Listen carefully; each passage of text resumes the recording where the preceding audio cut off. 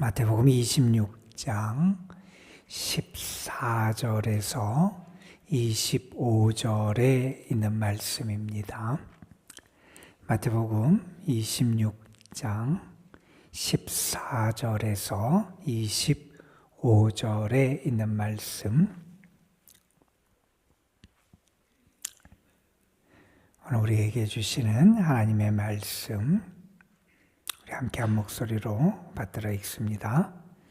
그때에 12 중에 하나인 가룟 유다라 하는 자가 대제사장들에게 가서 말하되, 내가 예수를 너희에게 넘겨주리니 얼마나 주려느냐 하니, 그들이 은 30을 달아주거늘 그가 그때부터 예수를 넘겨줄 기회를 찾더라. 무교절의 첫날에 제자들이 예수께 나와서 이르되, 유월절 음식 잡수실 것을 우리가 어디서 준비하기를 원하시나이까? 이르시되 성한 아무에게 가서 이르되, 선생님 말씀이 내 때가 가까이 왔으니 내 제자들과 함께 유월절을 내 집에서 지키겠다 하시더라 하라 하시니, 제자들이 예수께서 시키신 대로 하여 유월절을 준비하였더라. 저물 때에 예수께서 12 제자와 함께 앉으셨더니 그들이 먹을 때에 이르시되, 내가 진실로 너희에게 이르노니 너희 중에 한 사람이 나를 팔리라 하시니, 그들이 몹시 근심하여 각각 여짜오되, 주여 나는 아니지요.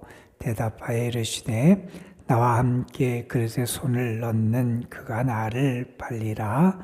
인자는 자기에 대하여 기록된 대로 가려니와 인자를 팔은 그 사람에게는 화가 있으리로다.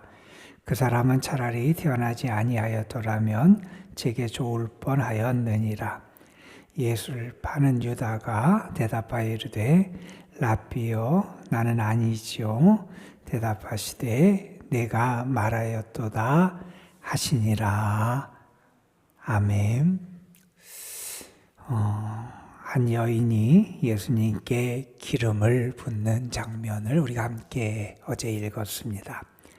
메시아는 기름을 부음받은 하나님의 종인데, 예수님께 기름 부음을 하는 그 여인의 행위, 예수님은 그 행위를 예수님의 장례를 준비하는 것이다, 이렇게까지 이해하시면서 그 여인을 칭찬해 주신 다음에 예수님을 사랑했던 여인과는 대비되는 한 사람이 오늘 본문에 등장하게 됩니다. 우리가 잘 아는 가룟 유다라고 하는 예수님의 제자지요. 가룟 유다는 예수님의 제자라고 하는 그러한 역할로 부르심을 받은 사람이지요. 여러분, 이 세상에서 예수님의 직접적인 제자로 부름받았다라고 하는 것은 정말 대단한 축복이라고 말할 수 있을 겁니다. 우리가 아는 것처럼 예수님에 의해서 직접 부름받아서 예수님과 함께 동고동락을 하며 하나님 나라의 운동에 직접 참여한 사람, 우리가 아는 것처럼 12밖에 없었잖아요. 그 12 가운데 하나에 든다라고 하는 것은 정말 엄청나고 대단한 축복이었다, 이렇게 말할 수 있을 겁니다. 그런데 예수님의 제자로 부름받았던 가룟 유다는 이제 예수님을 배반하는 배신자가 되고 마는 그런 모습을 오늘 보여주게 됩니다. 여러분, 우리 인생이 하나님에 의해서 쓰임받는 인생이 된다는 것은 정말 행복한 일입니다. 여러분, 바울 사도는 로마서 6장에서 그런 얘기를 했어요. 너희는 죄에게 종노릇하지 말아라. 너희는 죄를 위해서 쓰임받아서는 안 된다는 거예요. 죄에게 종노릇하지 말아라, 이런 말씀을 하면서 이렇게 당부를 해요. 너희는 죄에 대하여는 죽은 자로, 하나님께 대하여는 산 자로 여겨야 된다.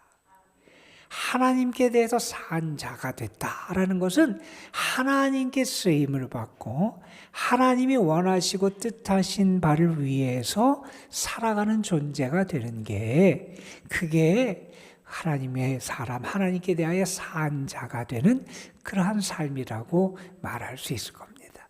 하나님께 쓰임 받기를 당부하면서 바울 사도는 이런 말씀까지 해요. 너희는 너희 자신, 너희 지체, 너희의 삶, 너희의 몸을 불의의 무기, 불의의 병기로 죄에게 드리지 말고 의의 무기, 의의 병기로 하나님께 드려라. 우리는 하나님께 쓰임받는 자가 되어야 된다는 겁니다.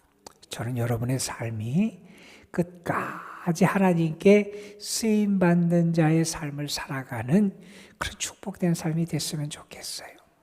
하나님은 여러분에게 축복의 자리로 부르셨는데, 하나님은 여러분에게 귀한 축복의 사명을 맡기셨는데, 내가 그것을 버리고 하나님을 등지고 죄의 종로를 타고 불의의 병기, 불의의 무기가 되어 쓰임을 받는다면 그건 정말 불행한 일이라고 말할 수 있을 겁니다. 여러분, 우리는 하나님의 뜻을 위해서, 하나님의 길을 위해서 우리가 살아가는 존재고, 우리에게 주어진 그 길은 하나님의 뜻과 사명을 이루기 위해서 우리에게 주어진 길임을 우리는 늘 기억하면서 하나님께 영광 올려드리는 그런 주께 아름답게 쓰임받는 그런 여러분이 되시기를 주님의 이름으로 축복합니다. 여러분, 오늘 시몬의 집에서 예수님께서 계시던 그날, 제자 중에 한 사람이 몰래 대제사장의 관저로 찾아갑니다. 그런 대제사장과 그의 일행과 함께 모여서 아주 중대한 모의를 하게 되지요. 함제안을 하게 됩니다.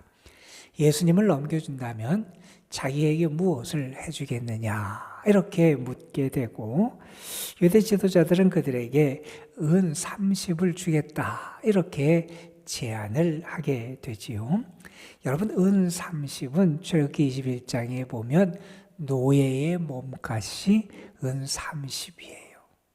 노예의 값을 받고 이 가룟 유다는 오늘 말씀 16절에 보면 예수님을 넘겨줄 기회를 찾게 됩니다. 여러분, 유대 지도자들의 예수님을 은 30에 사겠다 제안한 것은 예수님을 정말 경멸하는 그들의 모습을 우리에게 보여준 거지요. 왜 가룟 유다가 예수님을 배반하고 예수님을 유대 지도자들에게 넘겨줬을까? 이런저런 이야기들을 많이 하고, 또 오늘 말씀에서 은 30에 대한 이야기가 있어서 그가 돈에 눈이 멀어서 그렇게 했다, 이렇게도 말할 수 있기도 하지만, 사실 돈을 받고자 했다면 아마 그는 이 은 30에 만족하지 않았을 겁니다. 아니, 예수님이 그 당시 유대 종교 지도자들이 그렇게 넘어뜨리길 원했던 예수님을 노예의 몸값만 받고 넘긴다? 아마 그것은 돈을 탐하는 사람에게 있어서는 있을 수 없는 일이었을 겁니다. 그가 만약에 돈만 탐했다면 그는 아마 더 많은 돈을 그들에게 요구했을 겁니다. 사람들은 이런 짐작을 합니다. 가룟 유다. 유다의 이름 앞에 붙이는, 별명으로 붙이는 가룟이라는 말이 어디서 왔느냐? 시카리라고 하는 단어에서 왔고, 이 단어의 뜻은 뭐냐? 당시에 그 열심당원, 혁명당원, 어떤 무력의 도움을 써서라도 로마의 압제로부터 이스라엘을 해방시키겠다라고 하는 그 혁명당원들을 지칭하는 그 호칭에서 왔다, 이렇게 사람들이 그렇게 생각을 합니다. 그래서 어떤 이야기를 하느냐, 사람들 가운데 이런저런 이야기를 하는데 많이 하는 이야기 가운데 하나는, 가룟 유다는 예수님이 메시아로서 능력을 가지고 있음을 잘 알았던 사람이고, 그것을 분명히 경험했던 사람이었다는 거예요. 그런데 예수님이 예루살렘에 오신 다음에는 능력을 행하지 않으시는 거예요. 혁명당원들 어떤 무력의 힘을 써서라도 로마로부터 독립을 하기를 원했던 사람들의 기대는 뭐냐? 예수님께서 능력을 행하시면 많은 사람들이 예수님을 따르게 되고, 그러면 그 당시 지배하고 있던 그 로마에 대해서 사람들이 함께 봉기를 일으켜서 유다가 그 이스라엘이 로마로부터 독립할 수 있는, 해방할 수 있는 그런 일이 벌어질 거다, 그렇게 기대를 했는데, 예수님이 그 예루살렘에 오신 다음에는 아무 일도 행하지 않으시는 것을 보고, 그렇게 예수님을 바라넘기면 예수님께서 죽음의 위험이 닥쳐오면 그 능력을 나타내 주실 것이고, 그것이 계기가 돼서 아마 사람들이 함께 봉기하고 반란을 일으킬 수 있지 않을까, 그래서 이런 일을 했을 거다, 이런 설명을 하는 사람들도 있습니다. 다시 말해서 위기감을 조성해서 예수님이 능력을, 메시아로서의 능력을 발휘하기를 원해서 그렇게 했을 거다, 이런저런 설명을 하지만 우리는 그 의미를 사실은 잘 알지 못하고 짐작할 수밖에 없는 상황입니다. 여러분, 이 은 30이라는 그 금액에 대해서 우리가 좀 생각해 볼 필요가 있을 거예요. 이 은 30은 나중에 유대 종교 지도자들에게는 그들의 심판의 올무가 됐던 것이 이 은 30이라는 돈이었어요. 그들은 메시아를 메시아로 받아들이지 않습니다. 메시아를 무가치한 노예처럼 여기고 경멸한 그들의 모습을, 그래서 그들이 나중에 심판을 받게 되는 올무가 됐던 게 이 은 30이다 하는 겁니다. 여러분, 유다의 입장에서 이 은 30은요, 그의 배반에 쓴 열매가 됐던 게 이 은 30이라는 돈이었습니다. 그는 자신이 예수님에 대해서 실망을 했든, 아니면 자신의 꿈꾸는 세계를 예수님을 통해서 이루기를 원했든, 어쨌든 그는 예수님을 배반하는 그 대가로 이 돈을 받게 되었다는 것을 우리가 알게 됩니다. 그런데 예수님은요, 이 일을 통해서 하나님의 뜻을 이루시며 하나님의 역사를 이루어 가시는 그러한 계기로 이 사건을 결국 사용하시는 모습을 우리가 보게 되지요. 여러분, 그 다음에 오늘 말씀 17절 이하의 말씀에 보면 이제 이야기는 무교절 첫날로 이야기가 넘어가게 됩니다. 우리식으로 말하면 목요일이라고 말할 수 있을 거예요. 여러분, 이스라엘 백성들이 출애굽할 때 이야기를 우리는 알아요. 그들이 갑자기 애굽에서 나오게 될 때 그들은 어떻게 됐느냐? 누룩을 넣지 않은 빵을 먹었다 그러잖아요. 누룩을 넣으면 이 발효가 되고 하면서 더 부드럽고 맛있는 빵이 되지만, 그럴 시간이 없이 급히 나오느라고 그들이 누룩이 없는 빵을 만들어 먹는데, 그래서 이 무교절에는 누룩 없는 빵, 떡을 만들어 먹는 것을 가지고 무교병, 무교절 이렇게 그런 호칭을 가지고 칭하는데, 누룩을 넣지 않은 빵은 딱딱하지요. 맛이 없지요. 이스라엘 백성들이 그 빵을 먹으면서 무엇을 생각하느냐? 그들의 조상들이 애굽에서 당한 고난을 기억하게 됩니다. 그리고 함께 식사를 하면서 그들이 하나님의 은혜의 역사를 또한 기억하며 감사하는 시간을 갖게 됩니다. 예수님께, 제자들이 예수님과 함께 생활을 하다가 이 명절에 그들이 어디서 유월절 식사를 준비했으면 좋겠습니까? 이렇게 예수님께 여쭤봤을 때 오늘 말씀 18절에 보면 예수님 이런 말씀을 하십니다. 성한 아무에게 가서, 아마 예수님은 누구에게인가 이미 말씀을 해 놓으셨던 것 같아요. 그에게 가서 선생님의 말씀이 내 때가 가까이 왔다, 내 제자들과 함께 유월절을 내 집에서 지키겠다, 이렇게 주님이 말씀하시라고 전하면 그가 그것을 예배해 주겠다. 그래서 예수님의 말씀을 가서 전하고, 그랬더니 19절에 제자들이 예수께서 시키신 대로 하여 유월절을 준비하게 됩니다. 여러분, 여기서 예수님이 내 때가 가까이 왔다, 이때는 예수님이 고난당하실 때고 죽으시 십자가를 지실 때가 가까이 왔다는 거죠. 예수님은 그 때를 준비하고 계시고요. 예수님의 제자들은 예수님의 말씀을 따라서 말씀하신 대로 가서 순종을 하게 돼요. 그랬더니 그 유월절 식사가 준비되고 모든 것이 이루어지게 돼요. 여러분, 우리가 예수님과 관련된 사건을 내서 이런 경우들을 많이 보게 돼요. 예수님의 말씀대로 순종하면 은혜의 역사가 나타나는 경우들이 참 많아요. 여러분, 우리가 큰 것이든지 작은 것이든지 주님께서 나에게 말씀하시는 대로 순종하며 살아가는 것, 그것이 분명히 복된 길인 줄로 믿습니다. 여러분, 그 식탁의 자리에서 먼저 어떤 일이 벌어지게 되느냐? 예수님께서 제자들과 함께 앉으신 다음에 무엇을 하시냐면 식사 가운데 이런 말씀을 하십니다. 너희 중에 하나가 나를 팔 거다. 나를 넘겨줄 거다. 이런 말씀을 하시게 돼요. 심상치 않은 분위기를 직감한 제자들이 예수님에게 근심하며 이렇게 물었다 그러지요. 주여, 나는 아니지요. 라고 이렇게 묻죠. 아마 두려움이 있었는지 걱정이 됐는지 이런 질문을 하게 돼요.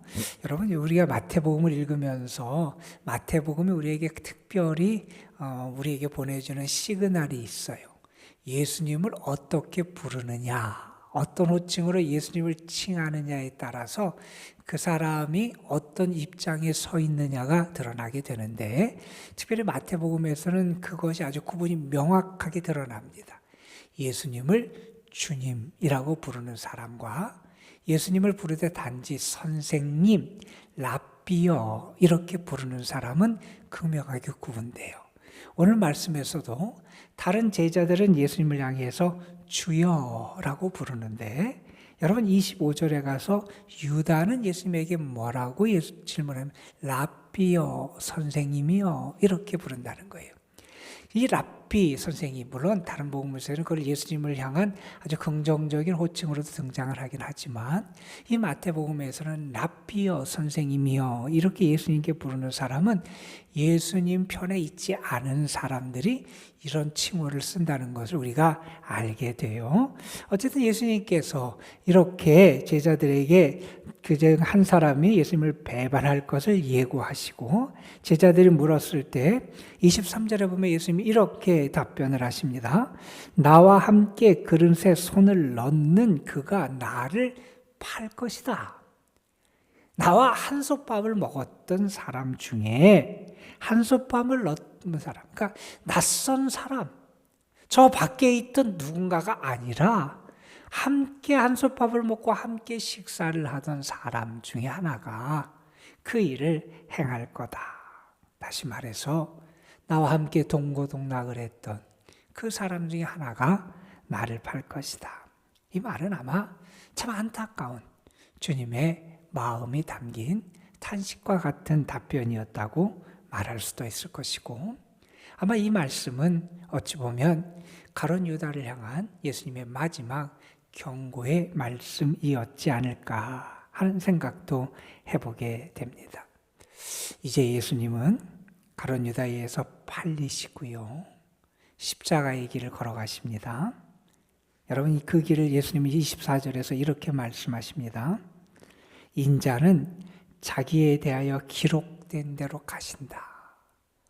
여러분, 우리의 죄를 담당하시고 우리를 살리고 고치고 회복시키기 위해서 주님이 상처를 입으시고 고난을 당하시고 매를 맞으시는 그 순환의 종의 길을 걸어가시지요. 자, 그런데 이제 가룟 유다에 대해서는 예수님이 안타까운 말씀을 하시죠. 인자를 파는 그 사람에게는 화가 있으리로다. 그 사람은 차라리 태어나지 않았더라면 제게 더 좋을 뻔하였다.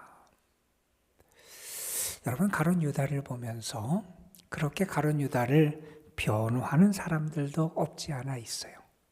이 예수님의 구원의 길을, 십자가의 길을 가려면 누군가가 악역을 해야 되는데 가룟 유다는 악역으로 쓰임받은 사람이니 가룟 유다도 용서를 받아야 되지 않느냐. 하나님의 구원 사역에 있어서 그가 그 일을 하지 않았으면 안 되지 않지 않느냐. 그가 어쨌든 그런 하나님의 구원 사역에 위해서 악역이지만 악역으로 쓰임 받았으니 그도 용서받고 구원받아야 된다. 뭐 이런 일을 하기도 합니다. 여러분, 물론 예수님의 십자가의 그 길을 통해서 우리에게 생명과 구원의 축복이 찾아왔습니다. 그런데 여러분, 자신의 누군가의 죄가 선한 결과를 만들어냈다 그래도 그 죄가 선이 되는 게 결코 아닙니다. 하나님께서는 인간의 악행을 통해서도 하나님의 구원의 역사를 이루세요. 바로의 완악한 마음을 통해서도 하나님의 구원의 역사, 하나님이 하시는 일을 나타내 보이세요. 인간의 죄, 인간의 악행을 사용해서 하나님이 선한 열매를 만들어내시고 구원의 역사를 이루시기도 해요. 그런데 그렇다 그래서 그 사람의 죄가 용서되는 것은 아니다 하는 겁니다. 여러분, 이 가룟 유다는 하나님의 역사를 위해서 스스로가 제가 희생양이 되겠습니다. 혹은 제가 악한 역할을 담당하겠습니다. 자기가 그렇게 나서서 그런 희생양이 되는 길을 스스로 선택한 게 아니라는 겁니다.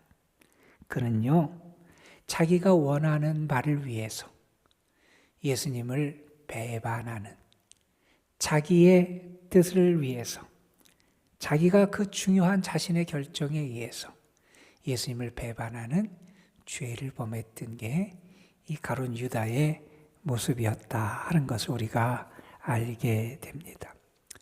여러분은 어떠세요? 여러분은 하나님 안에서 어떤 역할로 쓰임 받으면서 살아가고 계십니까? 여러분은 정말 하나님을 위해서 선한 역할로 쓰임을 받고 있습니까? 아니면 자신이 택하고 결정한 그 자신의 욕심과 세상적인 그런 욕망 때문에 악한 역할로 자신의 삶의 배역을 채워가고 있는 게 혹시 여러분의 모습은 아닌지 모르겠습니다. 여러분, 우리가 이 악한 모습들을 보면서 우리 자신의 모습을 좀 돌아볼 수 있어야 됩니다. 먼저는요, 우리 자신이 악한 일에 빠지지 않고 악을 행하지 않도록 우리 자신을 늘 돌아볼 수 있어야 합니다. 내가 나의 뜻을 구하고 내 꿈 혹은 나의 욕망을 채우기 위해 급급하다면 우리는 결국 악죄악에 빠져서 불의의 병기, 하나님께 대하여 산 자가 아니라 죄에 대하여 산 자로 살아갈 수밖에 없기 때문에 그렇습니다.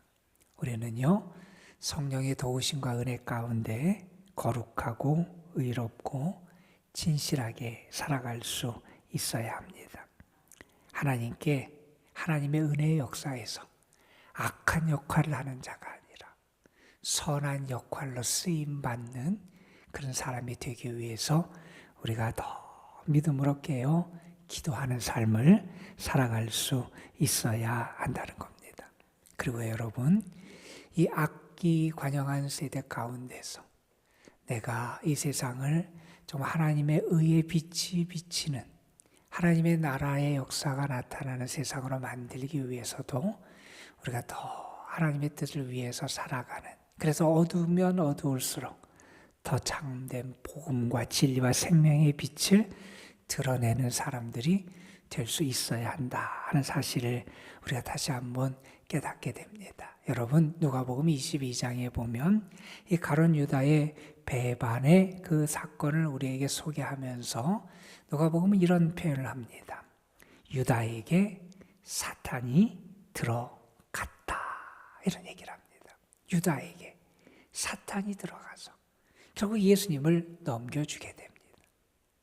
여러분, 혹시 사탄에게 여러분의 마음, 생각, 삶의 자리를 내어주고 있지는 않은지 늘 깨어서 자신을 돌아보고 참 믿음 가운데 서서 하나님 앞에 진실한 신앙인으로 끝까지 주와 동행하는 여러분이 되시기를 주님의 이름으로 축원합니다. 기도하겠습니다. 아버지 하나님, 오늘도 우리를 하나님을 기억하는 자리, 하나님 앞에서 자신을 돌아보고 하나님의 뜻과 은혜 가운데 새로워지고 회복되는, 치유되는 은혜의 자리로 우리를 이끌어 주심에 감사를 드립니다. 아버지 하나님, 우리의 마음, 우리의 생각, 우리의 몸 삶이 혹시 하나님이 아닌 다른 곳에 우리의 삶의 자리, 우리의 마음의 자리를 내어주고 빼앗기고 있지는 않은지 우리를 돌아볼 수 있게 하여 주옵소서. 사탄에게 혹시 우리가 우리의 마음을 내어주고 있는 것은 아닌지, 하나님의 뜻과 하나님의 길이 아니라 내 자신의 욕심과 욕망 혹은 내가 꿈꾸고 기도하는 것에만 우리의 마음과 생각을 다 빼앗기고 살아가고 있는 것은 아닌지 우리를 돌아보게 하여 주옵소서. 우리가 다른 것에 우리의 마음이 빼앗기면 어느 순간 우리는 주님을 등지고 의의 길을 배반하고 의의 병기가 아니라 불의의 병기가 될 수밖에 없는 연약한 저희들입니다. 하나님, 우리를 긍휼히 여겨주셔서 우리가 늘 영적으로 깨어있게 하여 주시고, 그래서 사탄에게 혹은 나의 욕망과 나의 꿈꾸는 것에만 우리의 마음을 빼앗기는 그런 어리석은 자들이 되지 않도록 우리를 인도하여 주옵소서. 늘 믿음 가운데 서게 하여 주시고 하나님 편에 서서 하나님이 기뻐하시는 하나님에 대하여 산 자의 삶을 살아가는 신실한 신앙인들 되게 하옵소서. 아버지 하나님, 우리의 모습이 늘 주님 보시기에 합당한 모습 될 수 있도록 도와주시고, 우리 자신의 결심과 우리 자신의 힘과 능력으로만은 그 길을 우리가 감당할 수 없고 걸어갈 수 없음을 아시오니 늘 우리에게 지혜도 주시고 바른 분별력을 주시고 성령의 감동과 능력으로 우리를 채우시고 인도하여 주옵소서.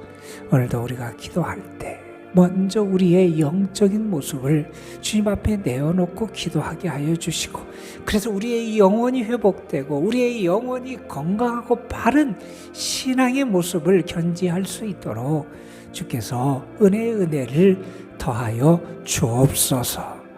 아버지 하나님, 사랑하는 주의 자녀들, 저들의 가정과 삶, 또한 저들 앞에 있는 여러 가지 인생의 중요한 문제들 혹은 아픔들 하나님 아시오니 하나님, 주님 안에서 치유되는 복도 주시고 주님이 길을 열어주시는 복도 주시고, 무엇보다도 저들의 믿음이 더 주님 앞에 깊이 뿌리 내리는 살아있는 믿음 될 수 있도록 은혜를 더하여 주옵소서. 오늘도 주님 앞에 드리는 감사의 예물 받아 주옵소서. 유묘순 권사, 박미자 집사 가정 하나님 앞에 드리오니 그 예물과 주님 앞에 드리는 감사와 찬양과 기도 가운데 하나님 은혜로 역사하여 주옵소서. 이 시간도 성령께서 우리와 함께 하시고 우리의 기도를 통하여 우리의 영이 살아나고 깨어나고 회복되고 은혜로 충만하게 채워지게 역사하실 줄 믿사옵고, 우리 그 예수 그리스도의 이름으로 기도드리옵나이다. 아멘.